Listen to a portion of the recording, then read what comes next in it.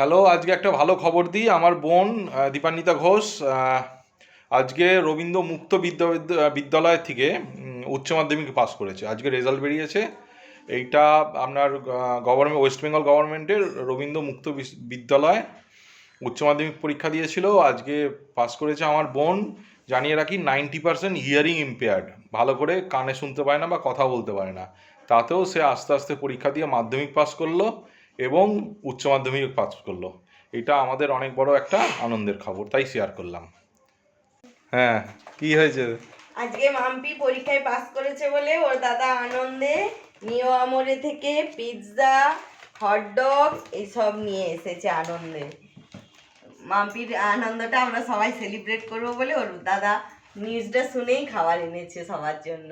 কত ভালো খবর বলো, যে হ্যাঁ, 90% হিয়ারিং ইম্পেয়ার্ড সে আজকে উচ্চ মাধ্যমিক পাস করলো। সত্যি। এটা